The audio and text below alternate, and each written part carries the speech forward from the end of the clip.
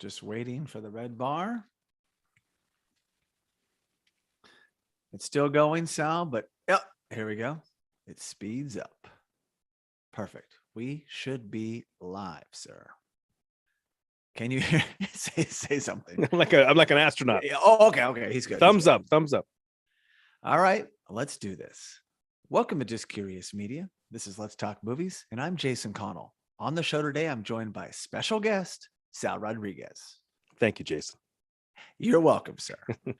Sal, you haven't been on Let's Talk Movies in the flesh in 2022, but you were on The Karate Kid, The Karate Kid Part 2, The Karate Kid Part 3, Rocky 4, Rocky vs. Drago. I put all of these really cool scene by scene breakdowns that we did on Let's Talk Cobra Kai and repurposed those four in particular on Let's Talk Movies because we were talking movies. We weren't necessarily talking Cobra Kai. So you did join us on those journeys, which just released recently. So you've been on Let's Talk Movies. People have heard you, but this is the first time you've been back live in a while. Yeah, it's very exciting. I'm very happy to be here. Thank you, Jason. You're very welcome. You know, all those movies you mentioned, the Karate Kid, Karate Kid 2. You don't remember doing it. No, I'm saying I feel like I should be getting some residuals here. You know? Oh, hey, hello. And that's the show, folks. One of those, at least one of those checks that my friends get for like 99 cents, from a commercial they did 20 years ago. Yeah, the minute we get a check, you'll get a check. So, yeah, absolutely. Well, Jason, I like to believe that a lot of this is due to my coerciveness when it comes to you, because you will create content that I would almost call hybrid content, where they could like fit in this genre, they could fit in this category. And so when you talk about repurposing, the truth is, you do some things which could fit in multiple categories. Yeah. Like if you cover a football movie, you can put it in Let's Talk Movies, or when you have your football podcast later, you can throw it in there. So you transcend. I wish I could say that that's all by design, but it's not. I was just like, wow, we've pivoted. We finished the first 10 episodes of Let's Talk Movies, which were 10 different movies from the 80s. And you were on 4 of those amazing episodes, tons of fun. But I haven't jumped into a new decade yet, but I've been doing some different things. There's some interview episodes I did, Dabney Coleman, John Kapelis, Bill S. Smith. And then I thought, well, wait a second. We did these deep dives on the Karate Kid franchise. And so I put like a quick intro on there on YouTube Live. And then I was like, why not put that out there? So it was just kind of happened.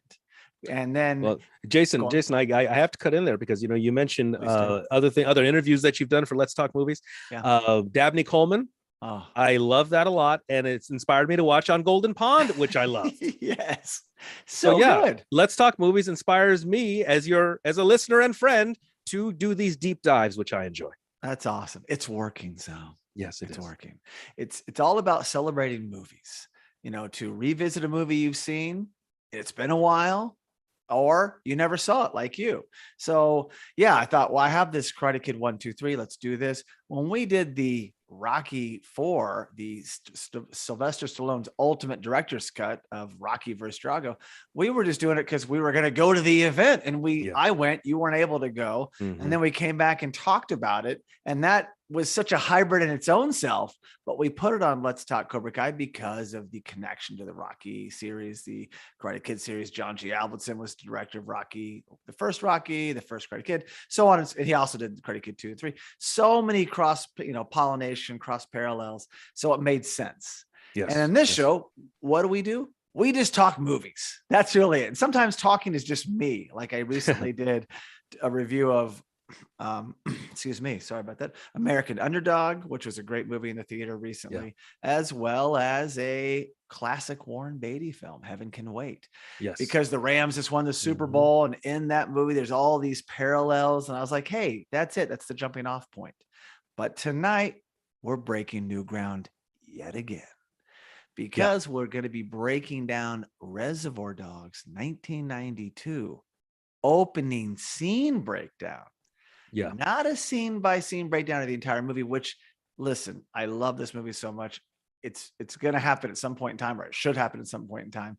But I've been thinking about this other thing to tackle, just a great scene from a movie. And opening scenes to me really speak to the movie. A great opening scene often, manifest into a good movie. I mean, there's a lot of other things you got to get right, sure. But this is a classic. It's the 30th anniversary. Again, 1992, 2022. I cannot believe it's 30 years. Mm-hmm. And it was Tarantino's first movie. Quentin Tarantino, that is, for those who don't know. So it's like, wow, I want to explore this. There's a lot of things to uncover, not to mention where they shot it and all these parallels. And there's enough to explore just in the opening scene. And I was going to do a solo episode, Sal, but I figured, why not go back and see if you're interested to go on this deep dive together? Yeah, and you know what? You picked the right guy, Jason, because yeah. I would wager that if you were to ask anyone else to sit down and talk with you like this, they would not indeed have not one, but two sets of Reservoir Dogs action figures. One set made by NECA, the other by Mezco. I prefer the NECA ones, but the Mezco ones are more expensive. So even though I have never seen the entire movie Reservoir Dogs. Hold on, what? Come again? Oh, I know. I will now. Yes. After getting the action figures and after exploring the opening scene with you, which, by the way, I love the opening scene idea. Right. I love that idea alone. Yeah. Not just this movie, but just in general. Because I think, today talking to you before we recorded today, I really started thinking more and more about the whole idea of an opening scene, because I think an opening scene in a movie is very important. And I didn't even realize how important it was until today. The setup. Yeah. So when we talked earlier, you've talked about this before on one of our shows, like, oh, I never saw that. That pops up sometimes. And then you actually go and do your homework just because we've talked about it. You're intrigued by seeing a movie. I kind of knew you hadn't seen it because you mentioned it. And I doubt you'd gone back and seen Reservoir Dogs in the interim. But since this was an episode just about opening scenes, I was like, Sal, just watch this opening scene. We can explore it. And you could bring a different juxtaposition to the episode because you haven't seen it.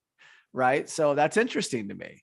And that's all we're going to do. We're not going to go further. There might be a couple of things that spill out. So sorry. No, I'm not trying to give you spoilers, but it may happen just a little bit, but you'll forget. So I know I will forget. And I do want to let you know, I will let you know, this is a very significant time for me. Reservoir Dogs was made in 92. Yes. I was just looking at myself, a little clip that I am in the movie The Perfect Weapon with Jeff Speakman, which was 91. Yes. So right at this time, I was out there in a number of movies. Sometimes I could be seen, sometimes I was not seen. Yep. But it would have been entirely possible for me to have maybe called Central Casting or Cenex Casting in 92, trying to be an extra on Reservoir Dogs. That would have been incredible, Sal. Oh, my gosh. Imagine that if you would have seen me in the background of this scene. Oh, my God. That would have been crazy. You would have been really cool. Even cooler. Even cooler. Before we go into this, do you have those figures, Sal, that we could see in the flesh? You know what? The figures are not accessible. You know what? I had a flood at my apartment and I had to move stuff all around. I had to take down some display cases. But I will get them, and you have my word, I will show them to you. Yeah. Sounds good. I'm glad you're okay. No flood right now. You're not sitting in floody waters. No, well, fortunately the kitchen's on the other side of the wall. Oh, okay, good. All right. So the opening is going to be the same, but I'm going to do a rapid fire through just the background in case someone like yourself isn't overly familiar, or if they haven't seen it in a while and they can't believe that, some of the connections. So the usual setup for a scene by scene breakdown, but then we'll halt and we'll just explore the one scene. And there's still enough here to bite off because it's an 8-minute scene. It's not as if it's like this 2-minute little scene. So again, Reservoir Dogs, 1992. This is the 30th anniversary. The synopsis is when a simple jewelry heist goes horribly wrong, the surviving criminals begin to suspect that one of them is a police informant. So pretty good synopsis there. Surviving criminals. Interesting. And there you go. Talk about spoilers. But right now, after you read that, I'm thinking, okay, which one of them? Yeah, I see, just now, saw. I just now you have not seen it. So to me, I'm like, oh my gosh, this is crazy. Sal doesn't know all this. well, So I'll do my best at refraining, but come on, like it's 30 years now. That a spoiler fun alert game. shot the window. Okay, no, I agree. It's like, yeah, don't spoil Casablanca for me. No, I agree. You know, it'll be a fun game then, is you show somebody this scene and Yeah. then What stop and say, happens? one of them is a police informant. Which one? Yeah, That would be funny. That is good. But Sal, this is the only heist movie I've ever seen that I can recall that doesn't actually show you the heist. Interesting. So, yeah, if you've seen Tarantino movies, and I know you have, some of it can be out of order, out of sequence, and this is one of those movies like Pulp Fiction. You know, not all of his movies do that, but this one does, and it was early on in doing so, and you never really get the heist, which makes it interesting in its own self. That is interesting because one of my favorite heist movies is Ocean's 11. Yeah, both remake and classic. They're great, and they show the heist, and I do enjoy seeing the heist. So this would be interesting. Yeah, a heist movie without seeing the heist. It's more about dialogue. It's more about character. It's about suspense. And then as an audience member, you know who's who, but then it's unfolding before your eyes. And you really don't need it, how well it's done. It's so well crafted. So I'm actually glad it's not in there. However, if they threw it in there, I'd probably be like, oh, that's cool too. But, whatever. So it's written and directed by Quentin Tarantino. It's in the crime, drama, thriller genre. 8.3 rating on IMDb, which is really good. That's a that's a harder curve. That bar is very tricky. So 8.3 with all the reviews is really good. And it's a 94% on Rotten Tomatoes. These are very high ratings. Outstanding, right? Yes. Quick, simple. Very good. I mean, that alone should drive a person to see it. I mean, because that's pretty, those are excellent ratings. The release date, January 21st, 1992 at the Sundance Film Festival. What I wouldn't have done to be there at the premiere. I mean, unbelievable. I've gone to Sundance a few times, a decade after this, or even later, 2010, 2011, or 2011, 2012. But how cool. So that's where it all started. And myself, now I know you haven't seen it, so you can't speak to this. I was going to say, Sal, when'd you first see it? This weekend. But I saw this on VHS. And I was in a video store, Critics' Choice Video, Tulsa, Oklahoma, 31st and Harvard. Shout out, it's long gone. And I was strolling down the aisle. I mean, there was a Blockbuster in town, but this was like the cool store, the Critics' Choice. Like cinephiles worked there, and they're a little bit older than me because it would have been my dream job, but I was, just too young, and they only had like 3 different guys. And I was walking down the aisle. I picked this box up. It was interesting. And the guy who knew me, Mike, was up. He's like, hey, Jason, you'd like that. And I read the back. And I was like, all right. So I don't know anything. I'm by myself. I take it home. I proceeded to watch it. And Sal, I was floored.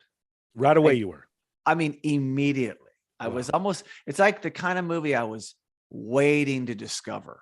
And there it was. Like, and listen, this movie changed the whole genre. It changed filmmaking. And I was so blown away. And I was by myself.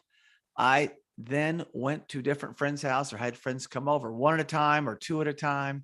And I would make them watch it so I could experience it with them because it was that powerful, because they had the same reactions I did. Like, it broke all of the rules.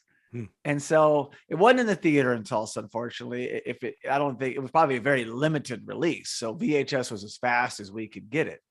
And so there was no hype train yet. It was just something I picked up, and I felt like, well, I'm on the cusp of something here.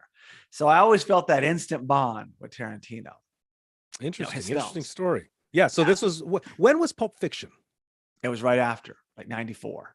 Okay, so that's when I discovered Tarantino. Then that was more mainstream. Yeah, that had the bigger release. It had even bigger actors. They brought in Chris Walken and Bruce Willis, and everybody, Travolta and Sam Jackson. So it just kind of elevated everything. But that said, it all started here, and it's funny because that's a long time ago when I got on VHS, and then in 2019. I had a buddy who hadn't seen it, much like you, Sal Rodriguez. And we were at a theater and we went and saw it.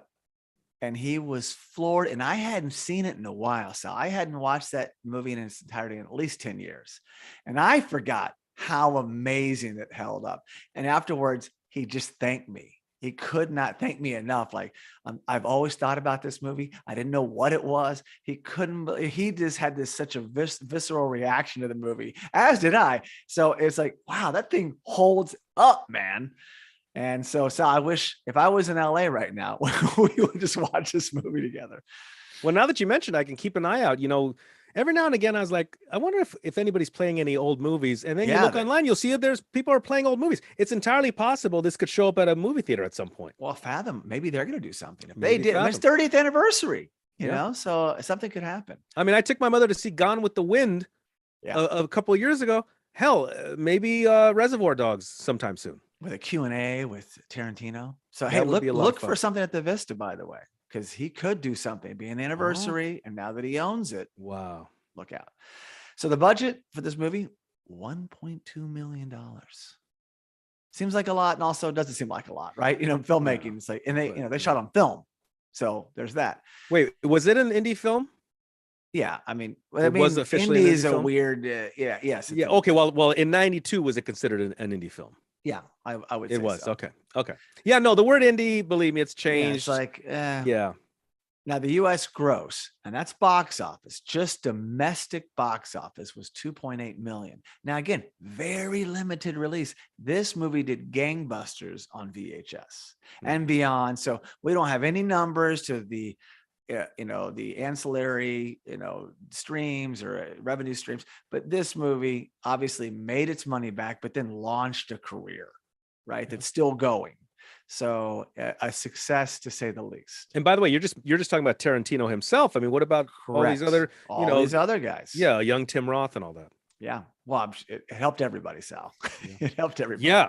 No, fantastic. Like everyone, this was striking gold for everybody. And I'm going to give you just the crew, 2 people, and the cast I hit on is just for this specific scene. However, it's loaded, so it's not everybody else. It's just the guys in the scene. Yeah, it's a jam-packed opening scene. Jam-packed. The crew, of course, Quentin Tarantino, written, directed. Now, quick beats of his career. I have to do this.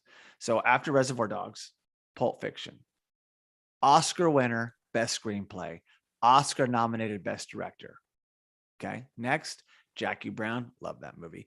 Kill Bill Volume 1, Kill Bill Volume 2, Death Proof, which was part of Grindhouse, and Glorious Bastards, Oscar nominated best screenplay, best director, Django Unchained, Oscar winner screenplay, The Hateful Eight, Once Upon a Time in Hollywood, Oscar nominated best screenplay, best director, best picture. Didn't win. I believed he deserved it. Although I really loved Parasite, no disrespect, but I thought Once Upon a Time in Hollywood was just like a masterpiece, and he definitely deserved the best picture, but didn't happen. And then the cinematographer from this particular scene, from this particular movie, Andrzej Sekula. He also did Pulp Fiction and 4 Rooms and American Psycho. So great cinematographer, nails this movie. And quickly, the cast in this scene. Harvey Keitel is Mr. White. Also Larry, I guess it's his real name, because they all have these names, Sal. Anybody in a Reservoir Dog outfit has a name, like a Mr. something. So he's Mr. White. You may know Harvey Keitel from Bad Lieutenant, also in Pulp Fiction. Tim Roth, who you just said, is Mr. Orange. He's also Freddie. He's in Pulp Fiction and The Hateful Eight. So you can kind of see that Tarantino casts the same guys again and again, or same people again and again and again. That's a popular tactic for a lot of directors, I think. Yeah, like Woody Allen casts the same people a lot. People who make lots of movies, they're just cinephiles and they're cranking them out. They like to work with the same people. I mean, Scorsese is always casting Leonardo DiCaprio because, before that, he always cast Robert De Niro. So Michael Madsen is Mr. Blonde. He's also Vic. He's in Kill Bill Volume 1, Kill Bill Volume 2, The Hateful Eight. So a lot of Tarantino movies. Then there's Chris Penn. Rest in peace. We lost him far too early at the age of 40 in 2006. He plays nice guy Eddie. He's in movies like Shortcuts, Footloose, True Romance. Then there's Steve Buscemi. Love Steve Buscemi. And he is Mr. Pink. He's in movies like Fargo, TV shows like The Sopranos and Boardwalk Empire. and so many more things. He's incredible. Then there's Eddie Bunker, rest in peace. Lost him in 05. At 71, he plays Mr. Blue. Runaway Train, Tango and Cash, Sal. There's a connection to Let's Talk Cobra Kai. And then Lawrence Tierney, also rest in peace, Sal. Unfortunately, a 30-year-old movie, you're going to lose people. I hate this, but I and he was already looks like he was in his late 50s at least, or early 60s. Yeah, we lost him at 82. He had a good run. Died Yeah, in 2002. He plays Joe Cabot, and he's also Nice Guy Eddie's father. So there's that. Chris Penn's father in the movie. He's in movies like Born to Kill, Bodyguard, but he's great in this. And of course, Quentin Tarantino is also in the movie as Mr. Brown. So there's your players in this opening scene. Hang on, let me just, Jason, I got to add, since I mentioned earlier. So all these great movies, and some I've seen absolutely. And which ones have great action figures? There are Kill Bill action figures. Nice. I have The Bride. She looks beautiful with her sword. Death Proof. I have the Kurt Russell action figure from Death Proof. Oh my God. Stuntman Mike. Yes, exactly. Django Unchained action figures came out, and they were controversial right away. And they were pulled from the shelves. As a matter of fact, eBay had a moratorium on selling Django Unchained action figures. And the whole controversy was whoever complained, whoever wrote the letter initially to Toys R Us or whoever, said these are racist. They glorify slavery. It was one of those things where people thought, oh, we don't want it to be a racial thing. So they took down the figures. And then, so now, collector's items. If you want a Django Unchained action figure, especially the Jamie Foxx, who's Django, right? Yeah. Especially that one, it's going to be a couple hundred for the little 8-inch figure at least. And then let's see, Once Upon a Time, Hateful Eight. Oh, the Hateful Eight. There are Hateful Eight action figures. I don't have them yet. So there we go. Yeah. Quentin Tarantino makes money off of movies, everything, and toys. Wow. That's amazing. Well, a quick trivia here.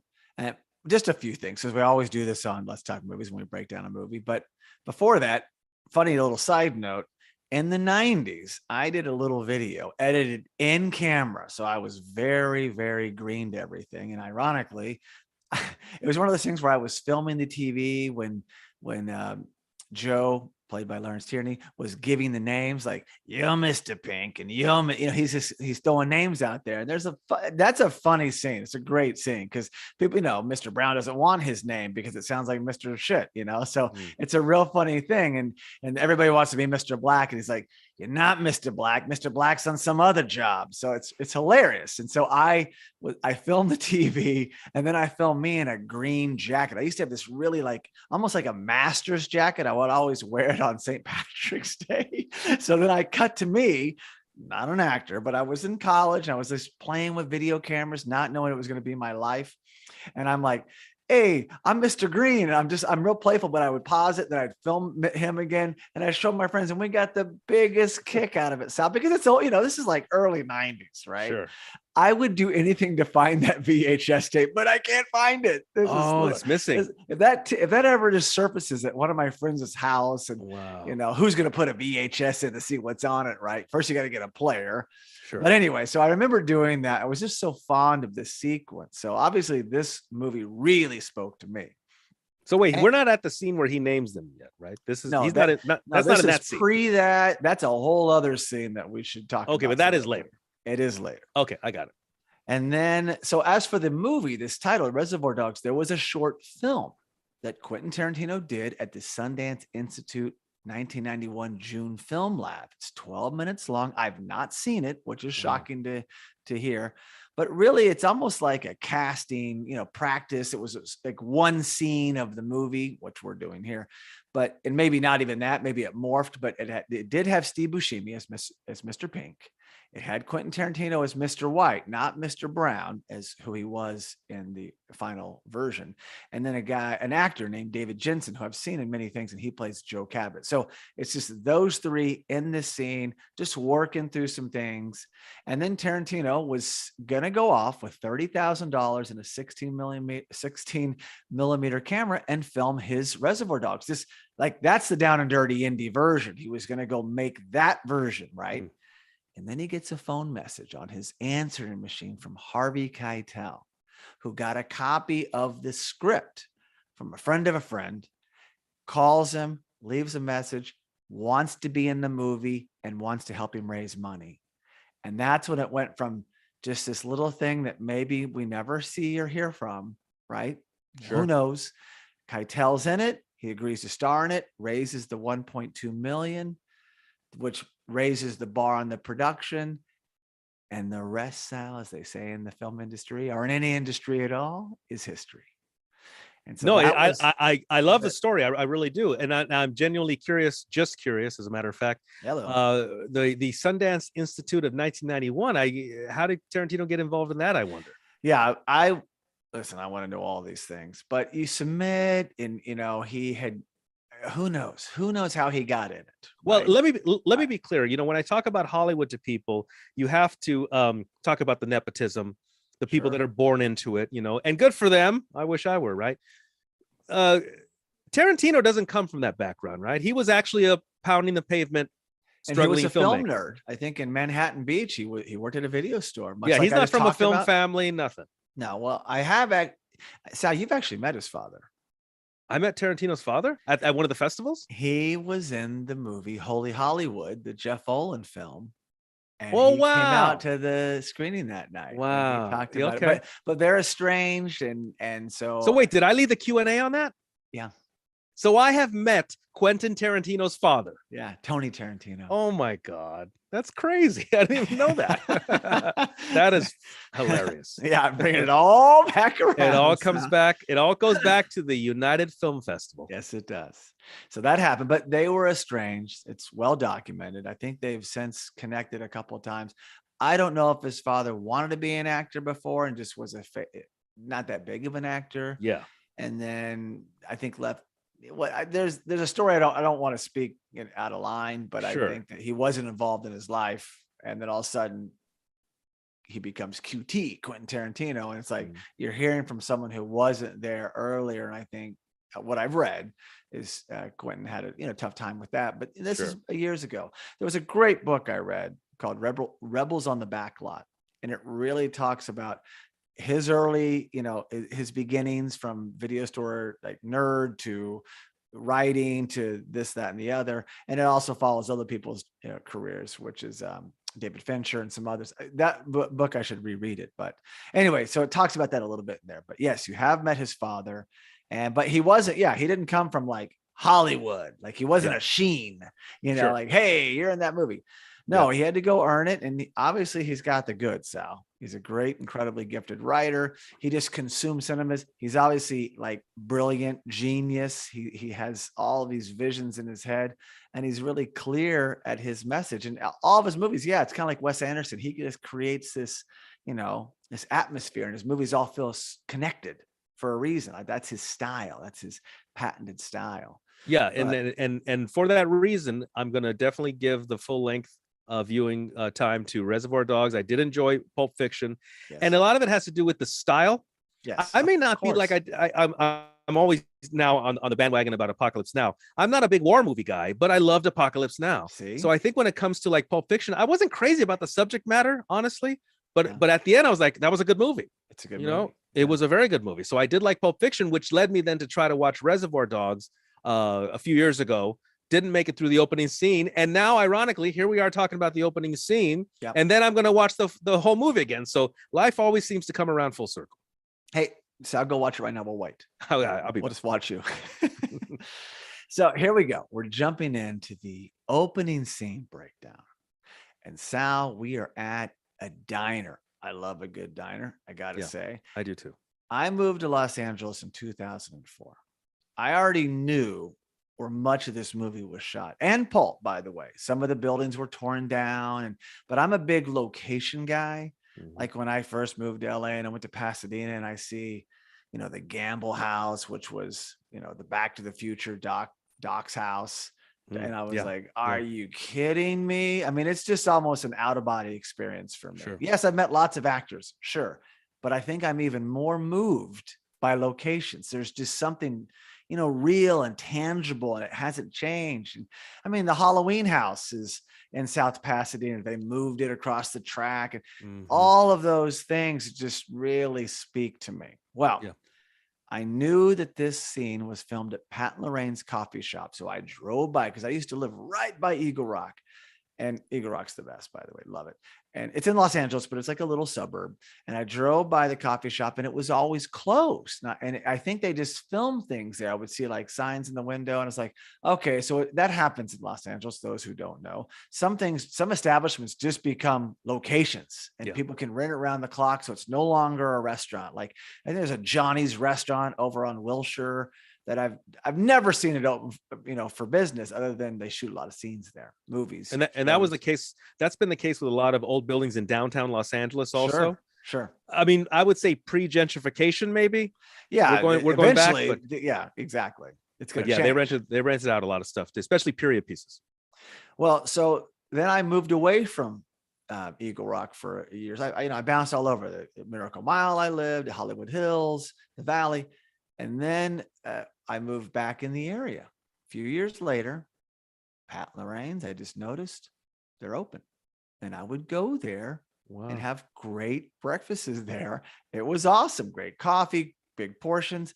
And Sal, I felt like I was in church because I knew every time walking in, there's the poster of Reservoir Dogs. And anyone I was with, it's like, Reservoir Dogs, the opening scene was right over there. I was a geek. I would take my cousin there, people who would visit. And eventually it just kind of was a known thing, an entity, and I didn't freak out as much anymore. But it was just like, oh, where are we going to go? Oh, let's go to Pat Lorraine's again. Sure. So were you able to sit at the actual booth? Yeah, but that was like a bigger table. But I've sat right there. They said that they put a few tables together for that scene. Oh, okay. Okay. So I've definitely sat in that proximity. Wow. And it's just neat. It's to me, that's like such a neat thing. But are you being in Los Angeles your whole life, have you been by there? Are you familiar with Pat and Lorraine's? I'll tell you, growing up in Los Angeles and still living in Los Angeles, I haven't spent a ton of time in Eagle Rock. I did stand-up comedy there about 10 years ago a few times, but I actually have not hung out there much. I do go to the Target. I pass by the Target on Colorado. Then you pass it. Well, just go right there. It's just off Eagle Rock Boulevard. Okay, so I got to check it out. Every now and again, I find myself going down Colorado. I stop at the Target, and I'm gonna look for this restaurant now. It's real close to Occidental College, which is a beautiful place. And having dogs like myself, I tend to walk there when I lived nearby 3 times a week. Now I didn't go to Pat and Lorraine's 3 times a week, but I'm in that area a lot. So just to be clear, those out there like myself want to see a location, you can go here in South. Do you want to give them the address? Sure, that would be at 4720 Eagle Rock Boulevard, Los Angeles, California, 90041. There it is. And hey, go in for breakfast. Don't just drive by. Go in, experience it, do the whole thing. Jason, this is the absolute truth. My favorite meal to eat out. Yes. Breakfast. There you go. Breakfast. If I never ate out for lunch or dinner again, but only breakfast, I would be content. Love it. All right. So now over credits, no picture. We hear. Let me tell you what Like a Virgin's about. Let me tell you what Like a Virgin's about. Hearing that for the first time, Sal was like, come again? I just wasn't used to a movie like just talking so, in a way that's like, that doesn't belong in a movie. That's like something someone I know may say. It kind of immediately it was like taboo to have this type of discussion. But here we are. We're talking about a Madonna song. So my guards dropped. And I know I saw the cover, right? It looks pretty violent, but we're coming out of the gate with some comedy. And so it reminds me of An American Werewolf in London. Your guards down, you're laughing. And then you're just like, oh, wait a second. This is pretty terrifying. So it was groundbreaking to me. It was, a new type of movie was born, Sal. Not just that line, but I mean, it just set the stage what's coming. So then we come in and it's got the goods. You got the steady cam shot going around the table through actors' backs, like, and over the shoulder. You just didn't see that, right? I mean, Tarantino. Scorsese was doing amazing things with cameras, but usually you would have like a wide and some close-ups and not the steady cam and creating this kind of scene there. Because there's 8 guys at the table. It's a lot of coverage. And I think that you could still smoke inside. There's a lot happening. And you also see 6 guys wearing matching attire, which throws you for the first time. You're like, what's going on here? Yeah. And I mean, they're talking about Madonna. Why are these grown men, because talking? Yeah, sure. In a movie where in 92, you would think if someone's going to be talking about Madonna, maybe some young ladies talking about Madonna. So no, why are these guys talking Yeah, about that? these guys. And what are they wearing? So to be clear to the listeners, what are these outfits? And I tried to emulate one You are giving them an homage. Jason is wearing a white dress shirt with a tie, unfortunately a gray tie. Blue tie. You know what? It's a blue tie? Yeah. Blue gray. Okay. Blue gray. Okay, you could be Mr. Gray. Is there a Mr. Gray? No, but there is now. You could be Mr. Gray. There we go. Yeah, you look nice, by the way. Very professional. I would hire you. Great. I can be a Reservoir Dog. Oh, this is great. No, but so go on. What is their attire consist of? They're wearing white dress shirts, black ties, black jackets. Yep. Most of them. There's a couple of guys there, like Chris Penn is wearing like a warm-up jacket. Yep. Right. And then Joe is wearing something else as well. Yeah. So not everybody, but most of them. Six of the 8 are wearing the same matching outfit. Yes. And that becomes the iconic Reservoir Dogs look, but we don't know them yet. We don't even know names. So I've seen it so many times, backwards, forwards, whatever. So I read the script. Yeah, we know their names, but I'm trying to put my mind into your space. Like I don't know anything beyond this. You don't know their names. They're not talking these Mr. White, none of that's going on. Yeah. Right. You do know, I think you know Joe's name, but they're not calling him by these names. And the reason, Sal, just to jump ahead a little bit, these guys, for the most part, don't know each other. So they're going by these aliases because it just stops there. Right. And that's why they have these. By this scene, I'm under the impression that they're very friendly with each other and know each other quite well. That's what I thought. No, they've been plotting this heist for a while now. They have some history. Like they're going into action after this meal. The heist goes into action. So they've set this up for a few weeks now. So they have spent time. There is camaraderie, but they don't know their names. Now, Joe and Nice Guy Eddie know everybody, and they've gone by their name. I love it. It's Nice Guy Eddie, not just Eddie, Nice Guy Eddie. But everyone else is like, you're Mr. Blue. That's it. That's what you're going to go by. And it's just to kind of keep, if you get busted, what do you really know? I know, like it. This guy, and it's just a smart device. Let me tell you this: when we were teenagers running through the streets of Los Angeles, whenever we got bumped up, and bumped up was the expression for getting approached by the police. Okay. Well, it could mean as simple as being approached and detained. Yeah. So when you would get bumped up, and they would take you and your buddy aside, how do you guys know each other? I would just say, I just met him on the bus. I don't know who this kid is. There you go. And he would say to me, I just met him on the bus. We don't know each other. Yeah, Mr. Orange. Yeah, and you know what? It used to work. Yeah, there you go. So, as you said a minute ago, too, the style and the humor, and just it hooks you from the start, Sal. It just really does. And I know you've only seen X, but the movie is consistent. And yeah, it does pivot and things change and allegiances, emerge and sorry, I was looking at something and fall apart. And you're trying to what's going to happen here? Because again, they don't keep a secret who the agent is. You learn pretty early on, and then really cool reveal, I got to say. So it's not like you're also guessing, but you're guessing what the heck's going to happen. What's going to unfold. You have no idea because it's breaking all the rules as you go. But back to this scene. So 8 men, well, actually it's not 8, but 8 men talking about a Madonna song, and not just song. He's going to tell us what Like a Virgin's about. And that's, by the way, that is Mr. Brown, Quentin Tarantino, with that great line. So he utters the first line in his first movie right out of the gate. I love that. I also read he was going to be Mr. White, like he was in the short film, but Harvey Keitel got that role because he probably said, "Oh, here, Keitel, I'll be Mr. Brown." And they're also talking about other Madonna songs, like they're referencing True Blue, Borderline, Papa Don't Preach. That's comical, Sal. They just got her whole catalog, which is, would this really happen? But when sometimes guys get around, I post soccer games or post basketball or martial arts. When guys are just being guys and the guard's down, you're just hanging out, you'd be surprised. I don't put it past people to all of a sudden go down a rabbit hole about a Madonna songs. It's not far-fetched. It's not. Only recently, I said, I don't know. I think I came across a Backstreet Boys video. Yeah. And I was like, let me watch this. And I was like, pretty good. Let me watch another. I ended up watching like 4 or 5 Backstreet Boys videos, and I was like, they're pretty good. And then I said, well, let me listen to some NSYNC. I started listening to some NSYNC. Before I know it, I'm a 48-year-old man listening to Backstreet Boys and NSYNC and liking it and thinking this is pretty good music. These guys are, hey, that guy's a pretty good singer. You know, one of those things. That's hilarious. Well, on that note, I've actually always been, or was back then anyway, a Madonna fan.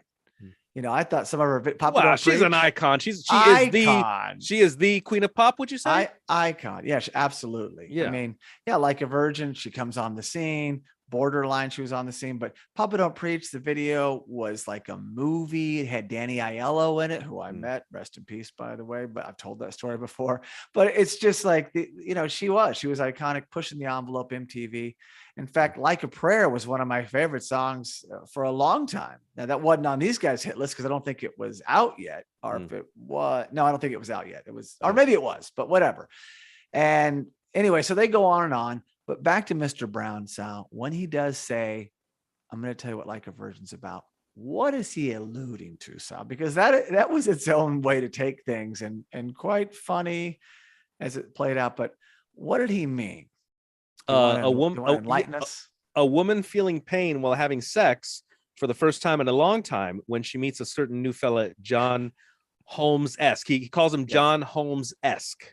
Well, no, I think I threw that in there, but he calls him like, there's this John Holmes motherfucker, and he's, so basically saying that he's he's using John Holmes as a reference. Yeah, well endowed, and so that his take, and it's funny, and of course, this is, it's not as powerful as it used to be for me because I've heard it and I've lived with this for 30 years, but it was just like groundbreaking. Like, oh my gosh, this is a great way to take it. Like a Virgin. She's, been with lots of guys, and now she's with a guy who's very well endowed. It hurts for the first time. And so therefore, and then he goes on to say, Mr. Brown says, he's like Charles Bronson in The Great Escape. He's digging tunnels. And so, and the guys are either laughing and it just kind of lightens the mood. Of course, the camera's still doing the steady cam around. And like, as a viewer, man, my jaw was just dropped, Sal. I just, we've heard this kind of talk now because there's like 8 other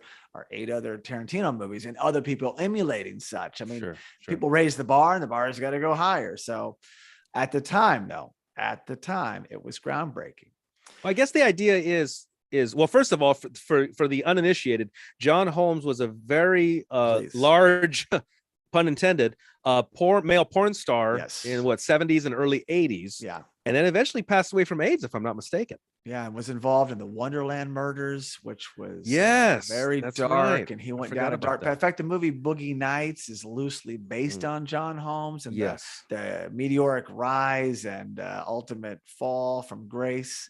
So highly recommend Boogie Nights. Paul Thomas Anderson. I liked Boogie Nights. Amazing movie. And there's even a movie called The Wonderland Murders, Val Kilmer. And so, yeah, but he's referring to him in his heyday. Sure. I mean, heyday. Sure. But the idea is that I guess the Quentin Tarantino idea for this and scenes like the Royale with Cheese and in Pulp Fiction are like that thugs, or let's just say the people that you would not expect to have these types of conversations in their day-to-day life. They're relatable. Yeah, these are just regular people. Their job is not regular, but they're regular. Exactly. That's the idea. Yeah, what are they going to sit around and talk about? Okay, when we get to the place, Sal, I want you to be on point. Sure. Yeah, that's what we're used to seeing, but we're not used to hearing them talk about a Madonna song. Yeah. And that's the genius of Tarantino. He's like, what's more interesting? We've seen that, but we've not seen these guys be guys. Yeah. And I love that. And they could have been talking about football, sure, but it's just funnier that it's this female icon, and they're having this discussion. So in 1993, there was an interview with Quentin Tarantino, and he shares the fact that he met Madonna finally and asked her if he was correct in his assessment about what Like a Virgin means. And Madonna says, I quote, "No, it's about love. It's about a girl who's been messed over and she finally meets one man who loves her." So in that exchange, Mr. Blonde, played by Michael Madsen, was actually right because he said that. Well, he didn't say all of that, but he's like, it's about true love. So okay, but whether it be this take on the song or that take, they're both Tarantino. Yeah. Right? No. Mr. Blonde is Michael Madsen. No. no, but Tarantino wrote it. Oh no, exactly. Good point. Right. So this is Tarantino's words, even though through another character. Yeah. He's right on all fronts. Yeah. So he was right. I'm right. Yeah. I like it. I'm down with it. I like it. So really what I said earlier is I corrected myself, but I'll say it again here. It was actually 6 men talking about Madonna because Joe and Mr. White, Harvey Keitel, are talking about this address book. And I like these types of scene sound. This also happens in the movie Boogie Nights when I have to bring it. We just talked about Boogie Nights. Remember that night they go to get the drug deal and they're making the deal and they got the one guy doing the snaps, the pops, the fight. And then the music's playing, the Jesse's girl. And you're just like, you're so uncomfortable because there's just like sensory overload. There's so much happening. Discomfort. Absolutely. Discomfort. Well, this doesn't have discomfort, but there's a lot going on. You got the funny conversation. You even watch Steve Buscemi, Mr. Pink in that scene. You watch him because it comes up in a minute. He's looking for the waitress and he looks disgusted. Like, I got to get another cup of coffee. Yeah. And then, and they're all talking about, the Madonna and then there's this, that, and the other. And over here, you got Joe and he's going through this old address book, saying names he doesn't remember and driving Harvey Keitel, Mr. White, crazy. But all that's kind of happening, right? And it's a lot to take in. This movie, you need to watch it multiple times to pick up the layers and the nuances and oh my gosh, he did say that. So all that's happening. And you also learn right then and there, the hierarchy at play. Why is Joe wearing this black polo? Well, he's the guy in charge, man. You can tell. Yeah. From age, from stature. But then Keitel, you can tell him too, though. Yeah, but it looks like maybe they're old friends, maybe. Yeah. Right? Because Keitel messes with them. And they know each other. And you're right. They do know. And Keitel's the next. Well, I guess Eddie Bunker's kind of older, but he's probably like the senior Reservoir Dog, right? Yeah. And then Joe's ahead of it all. You don't really know who Nice Guy Eddie is yet, but he's wearing like this, Sopranos outfit, like a mobster's outfit. Yeah. And then he shifts the conversation. So we don't go Madonna too long. It's funny. It delivers. And it's the way they're talking to each other. Like, I was saying something, couldn't interrupt him. It's just the way they were, ping-ponging back and forth is beautiful. Well, that's why I thought just by this scene alone, I'm thinking, oh, these are all old friends. They even joke about shooting each other. Yeah. These are all old friends. These are all old buddies. Yeah, these are the 2 old guys in charge. And that's what I was thinking anyway. That's what I thought I had figured out about the scene. Like, these are all, the word dog is like buddy. Hey, that's my dog. That's my road dog. Yep. Yeah. So these are the Reservoir Dogs. I'm thinking like these are like all old friends is what I thought from the scene. Right. Which actually comes from, I think he took it from like MASH. I didn't write this down in my notes, but there was a movie called Straw Dogs. And there was another movie, Reservoir. Anyway, you kind of put those together, but Reservoir Dogs is a great title. But Nice Guy Eddie, also back to that Pulp Fiction, if you remember, Travolta and Sam Jackson, they're wearing very similar outfits, a Reservoir Dog outfit. Yes, they don't go by Mr. and Mr., but they do have chemistry. They have been together for years and years and years. And so they were like 2 hitmen who have always worked together. So anyway, obviously he took that from this, but so Nice Guy pivots the conversation to K-Billy Super Sounds in the 70s. And we'll talk about who actually is K-Billy, because he's actually the end of the sequence. You hear him come in, but it's played by, I'll just tell you now, Stephen Wright, the great comic. One of my favorites. Best. No one is Stephen Wright. He's, is one of a kind. But I love that they brought him in this movie. Never his face, just his voice throughout the movie. And he's talking about Nice Guy Eddie, that is, the nights the lights went out in Georgia. Now, Sal, do you know that song? I do not. I only know 2 Georgia songs. Georgia by Ray Charles. Georgia, yeah. Or The Devil Went Down to Georgia. Oh, a great song. And that's it. Yeah. Who was that song? Who sang that last one? Devil. That was Jack Daniels or Jeff Daniels. Jeff Daniels? No, not Jeff Daniels. Jeff Daniels is an actor. Charlie Daniels Band. There we go. So I put it on today just to kind of revisit it. And I thought, oh, you know what? If you heard the chorus, you know the song. So they're talking about that song. Like, I didn't know on that song that she's the one that killed him. And they're like, this is just such pop culture and very nostalgic. And they're like, it's in the song. So they're just busting balls, cracking each other up and pointing things out. But I have the Reservoir Dog soundtrack, and that song is not on the soundtrack, but stuck in the middle with. Yeah, but it's in the movie. They talk about it in the movie, but doesn't mean they had the rights to put it on the soundtrack. Oh, they didn't play it in the movie. They just talked about it in the movie. They didn't play it in the movie. They could have just played it for the heck of it. No, they don't play it, so they don't even bring it up to the soundtrack. I see. The soundtrack is great, though. It's got that great song, Stuck in the Middle with You, which is one of the most pivotal scenes in this movie, which I'll save. Maybe we'll talk about it or not, by Steelers Wheels. It's amazing. And also on the soundtrack, like every few tracks, there's this little audio insert. So the Madonna speech is a track on the soundtrack, which is interesting. So you can just play like, oh, wow. So it just, they only had so many songs. So they sprinkled in some of the audio from this memorable film. And so then we go on. So Joe jokes with Mr. Blonde to shoot Mr. White, right? You just said it a minute ago. Yeah. And he's like, I changed my mind. Shoot this guy because he won't give him his address. Basically, Mr. White steals the address book from Joe because he's driving him crazy. He's just saying these names. And then Mr. Blonde does a little, a little shot. Now, Sal, spoiler alert here. In the movie, at some point in time, there's a 3-way standoff. Gun, guy, gun, 3-way. Joe, Mr. White, not so nice guy Eddie. So you have that to look forward to. I won't tell you the fallen soldiers along the way, but that is a iconic scene in the movie. I look forward to it. And after this scene, after watching this scene, I said, what happens? What happened? You gotta know. What happened? What are these guys doing? Where are they going? I need to know now. And we don't waste any time. When we come back in, and we don't, because we'll talk about how we fade out, but you're in. Like the heist is over and guys are running and stuff's happening. And a lot of the heist, I should say the heist, the post heist, when there's cops, there's shootouts. It's not quite the heat exchange with the, it's not quite that. But a lot of it happens over there off of York Avenue, just Highland Park area. Oh, yeah. A lot of it happens right there. In fact, when I lived in that area near, Mr. Miyagi's little trees, I lived at Mount Washington, but real close to these things. But this was in, not that many, a few years ago. This is 92. The area was very different. You know better than I. But I remember seeing a sign like, this liquor store, it's like the coldest beer or something like that. So it was a reference that I've seen in real life. You see it in the movie. Like, wow, that was a liquor store then and it is now, but the intersections, there's a train that goes through there. So when you see it, you're going to kind of freak out and recognize things right away for sure. I look forward to it. And I didn't know about all the locations. I didn't know much about Reservoir Dogs. Hell, I got 2 sets of action figures, but I still don't know much about Reservoir Dogs. What is this worth?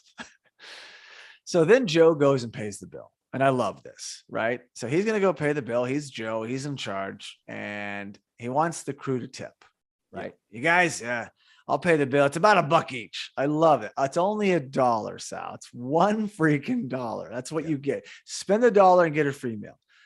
But that buck, having to cough that up leads to what? Mr. Pink talking about how he doesn't believe in tipping. Doesn't believe in tipping. And I like the topic. I do find it an interesting topic because you say in Europe they don't have tipping? It's not expected anyway. So. Okay, so when I went to Japan, they just downright will not even take a tip from you. Yeah. It was very different from America. Very different. Right? Yeah. So yeah, I like the idea and I like the conversation when it comes to tipping. It is. And so, and like I just mentioned, you see an agitated Buscemi, and that he plays Mr. Pink, the wonderful actor Steve Buscemi, but he's obviously over caffeinated. And that's even talked about. Like Eddie's like, with all due respect, you don't need another cup of coffee. You're already on edge. Yeah. But the dialogue is so cutting and funny and also cringeworthy. You're laughing, but going, man, this is cutting a little too close here. And it's breaking all the rules. And, he has his stance. He doesn't believe in it, but if it's really good service, he'll do it, but he doesn't like the fact that it's a given. You have to tip, right? Well, and, supposedly the word tip, at least this is what I was taught many years ago. I don't know if it's true. Tip is an acronym, and that's how it started, to ensure promptness. Yep. So supposedly the whole idea behind tipping was tip that early. If you do something extra above and beyond, more than is required of you, I will leave you a tip. Yeah. but not just for you doing your basic average job, which I think is his whole point, right? Yeah. True. And that is his point. And then Joe comes back over and is like, he doesn't believe in it, and Mr. Orange is trying to speak for Mr. Pink. And he's like, I don't, let him talk. And so he's like, I don't usually believe in this, but I'll do it. And I was like, I don't care what you believe in. Cough up a buck. I bought your breakfast. It's great. And he's like, yeah, okay. But it cracks me up that Joe comes back to the table and immediately realizes there's $1 missing. Yeah. 2 seconds. And he's like, of the $7, we're missing one. We only have 6 here. And then he utters, then Mr. White makes a good case, Harvey Keitel. He really does. He kind of goes on the, offensive. And I like what he had to say about waitressing, and kind of had some stats. So again, he's kind of the elder statesman for the Reservoir Dogs. It's the number one job for uneducated women. And it's a good thing. I love that Tarantino makes fun of, not tipping and waitressing, but then comes right back and shows us how important it is and how people count on their tips. Yeah. It's one of those like, hey dude, have a heart, Yeah. Open up your heart. Here's what's happening here. I waited tables before, then I was a bartender. And I think some people don't realize that they get paid less hourly wage, a small hourly wage. It's not as if they get a really good hourly wage and then tips. No, it's low and you have to offset it with the tips. But, someone who's ignorant, who doesn't know any better is, assumes like, well, you don't tip McDonald's people, as he says, but they get paid a hourly wage. Yeah. Or don't rely on tips. What has to happen with me is every time I go somewhere with my mother, I have to over tip because she was rude to the waiter or waitress. So I always got to, kick in a few extra. Well, something extra. I have to. It's going to happen. Oh, man. I tell you, I understand. And good for you, Sal. It's not their fault. No, definitely not the waiter's fault. So then Joe, I also love his line. All right, ramblers, let's get rambling. Now, so I actually used this line in one of my short films, The Midnight Ramblers. So see that tie in there? We used it, an homage, tip of the cap. So I always love that line. Do you have The Midnight Ramblers on? Can I see this? Oh, you need to see it. It's a classic. Really? But it's not on. We used to be online. I'll have to get you a copy. Yeah, let me check it out. We'll have it on Let's Talk Movies. So now we fade to black. So that, we're leaving the scene. So now we feel like we know these guys. We don't really know most of their names. We don't even know what they're doing and why 6 guys are dressed the same. Yeah. But we're hooked. There's like something here that's taking us on this journey where we're going, like you right now. I don't know what we're doing, but it's a heist movie or a non-heist movie. Yeah. But the scene alone makes me, at the conclusion of the scene, I want to know what is happening here. Where are they going? What are they doing? I need to know, which is excellent filmmaking that the viewers chomping at the bit. Like, I need more of this. Well, to have the presence of mind and have the confidence in your material and your writing, and to say, well, I know it's a heist movie and people want to get there, but I'm going to slow roll this with some dialogue. And then at the end of the day, there is no heist. It's just a lot of dialogue and characters and situations. And you're not going to miss that. That's pretty ballsy. Those are like real mavericks in the industry that say, no, this is the vision and we're going to go do that. This thing would have been watered down any which way but loose had this been a studio movie, like a true studio movie. First time director. Yeah, Quentin. No. We gotta change the script. We're gonna script doctor in here. And that's what I love. He went and made his movie and it happened to strike gold. And he never had to sacrifice his voice. We wouldn't have had it. You and I know this, and I know you know this for sure. You get too many cooks in the kitchen. Movies, they pay the price, but the Coen brothers, they make the movies they want to make, and people they respond or they don't. Tarantino, Paul Thomas Anderson, Scorsese, if you're a true filmmaker and have that gravitas, go make it. And I love it. I didn't think about this when I was watching. I was just like, I've not seen anything like this. No, I was aware. It's the dream of most artists, of any artist, not having to run something by the focus group, run it by the focus group, running by the focus group. And at the end, it's a watered down version of your dream. Totally. And this is a different time. They were shooting on film. It wasn't like he could grab a digital camera and go do it and then show them he's serious and shot the opening scene. And no, they went for broke. 1.2 million in 92 on a no-name director with Keitel's reputation on the line. There's a lot more at play there. You know, that's risky. So he's got to bring the goods. Now, what I don't know, Sal, is if he shot sequentially or not. I don't know. I don't know if opening scene was first scene shot. I'd love to find some of these things out. But anyway, so that ends that scene, but there's still another piece to it. We fade to black and we hear K. Billy, Stephen Wright, and he sets up a little green bag, also on the soundtrack by George Baker. You know that song, don't you? Which one little is that? Green bag. Dun, dun, dun, dun, dun, dun, dun, dun, dun, dun, dun. Well, I've heard it so many times. It's a Reservoir Dog song for me now. When you watch the movie, you'll see it. But then they have this on screen, we see a film by Quentin Tarantino, right? And it's like, wow, there's the name. And I was still trying to figure out his name. It's like, okay, Quentin. Okay, who is this guy? And then doesn't he later on do like the second film, the third film? Doesn't he do that, or does he still do that? Do what? Does he do that, or does Robert Rodriguez do where the beginning of the movie will start the second film by Quentin Tarantino, or then the next movie the third film by Quentin Tarantino? Isn't there a filmmaker who does that? I know he's up to almost 10, but I don't know if he numbers them. I can't recall if he numbers. Maybe it's Robert Rodriguez. It's one of the filmmakers, one of the prolific filmmakers. I thought it was Tarantino. Literally numbers it in the beginning. It could be. You could have got me there, but I know it says a film by, and that's pretty standard. Yeah. And then we go to this slow motion shot of the Reservoir Dogs from the side, right? You see this old truck, you see the brick wall. And actually, I have gone there. So that's in Eagle Rock as well. It's down the street. That used to be there. That wall used to be there. There was a bowling alley there. I've gone there. That wall's gone. So the walk just happened right there, which is like a 2-minute drive from Pat and Lorraine's, right? Probably was a good wall. It looks cool. And you've seen, you see the side and you see fronts, and that's how you get the introductions of the characters, because they're all slow-mo and it's like their names come on. They're acting names. They're real names, not their acting names. Their real names come on. And then you go to the back and you see them walk. It's all in slow-mo. And then you see the Reservoir Dog title come up. And then like a bus goes by. That's Eagle Rock Boulevard, by the way. And there was an homage in the movie Swingers, 1996, the Doug Liman, Jon Favreau film. And they recreated the slow motion walk in the movie.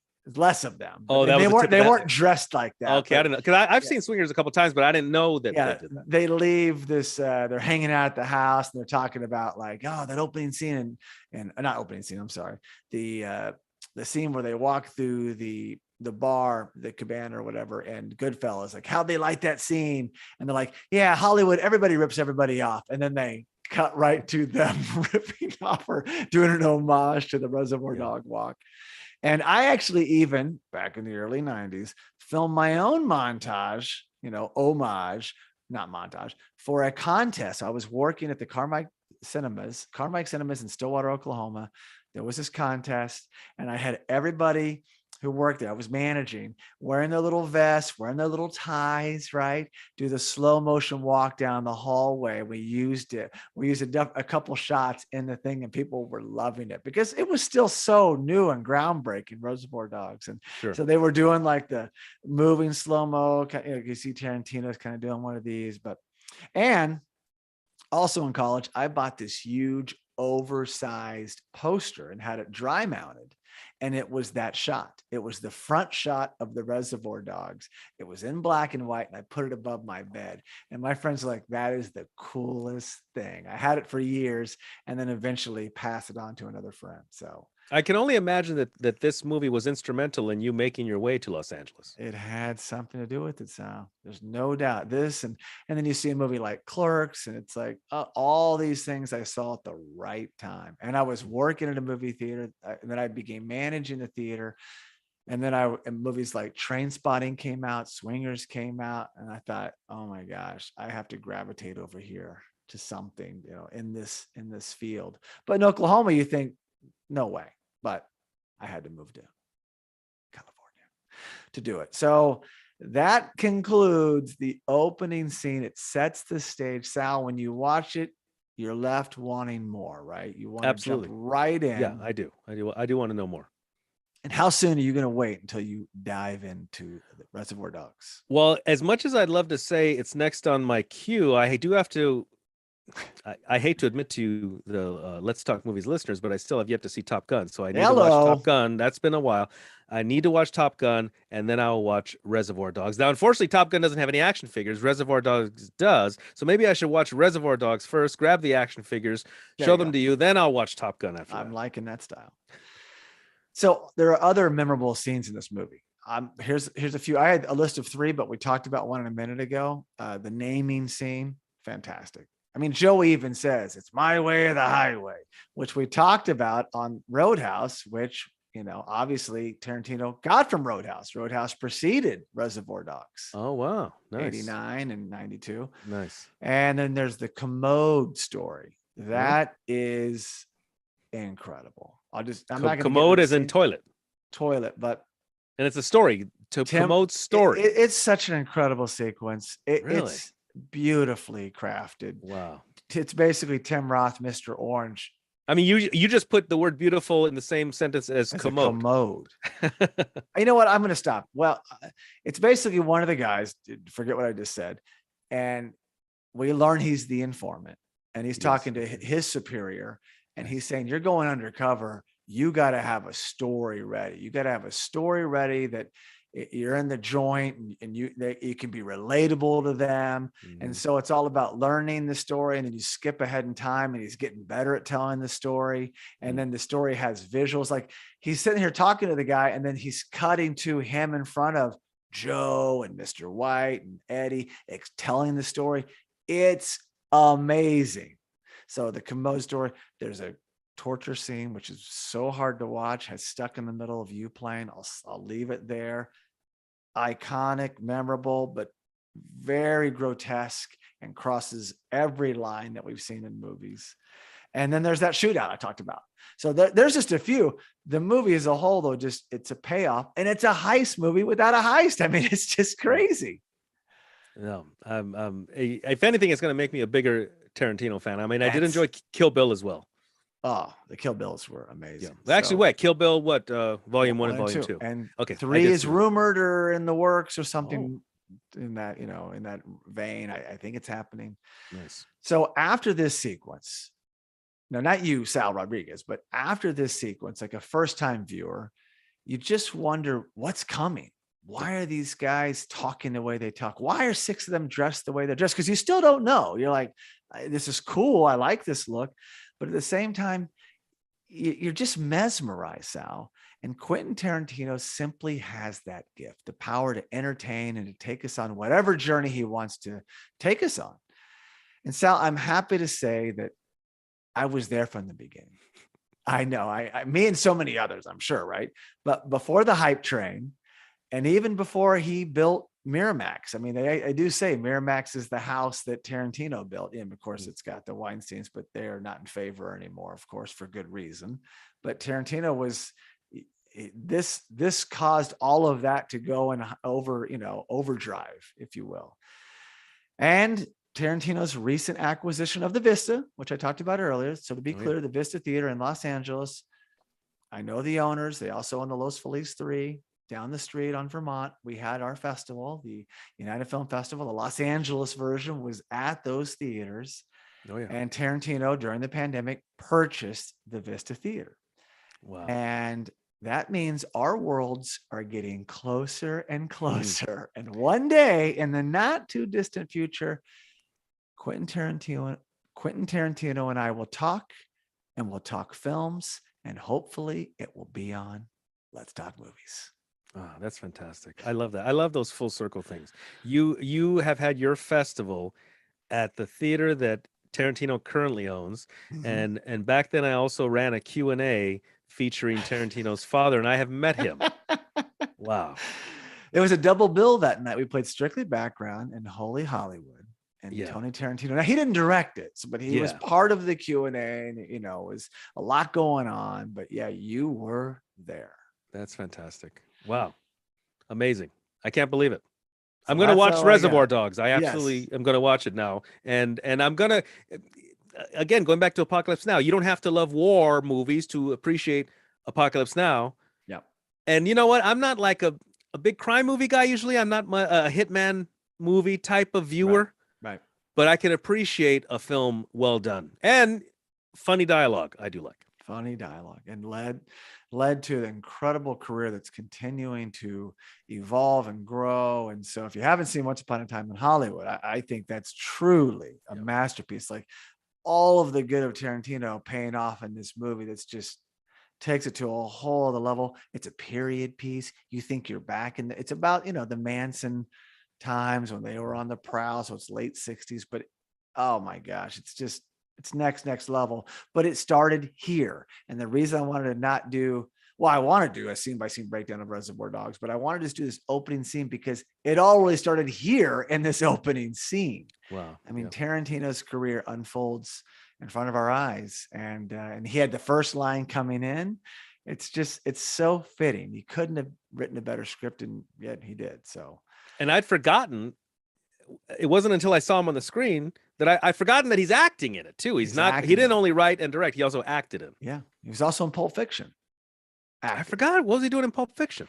They went to his house to for refuge after they killed the guy in the back seat. The brains went all over the car. They went to his house, and he had the linens, and it was his place. They got all cleaned up, and Harvey Keitel comes over, and cleans him up. And so I forgot because I saw Pulp Fiction when it was released. That's when I saw it. Yeah. Well, go back and see this. And so, Sal. So without further ado, please enjoy Reservoir Dogs. Nice. We did it. Very nice. So thank you so much for listening. And please be sure to subscribe to the Let's Talk Movies podcast, as well as the Let's Talk Movies YouTube live channel. You can also really help us by giving the show a 5-star rating on Apple Podcast. And for all you listeners that enjoy sharing your thoughts, you can leave us a review on Apple Podcasts, send us a direct message, or post a comment on any Let's Talk Movies social media platform. We also highly recommend checking out our other podcast and visiting justcuriousmedia.com. Great job.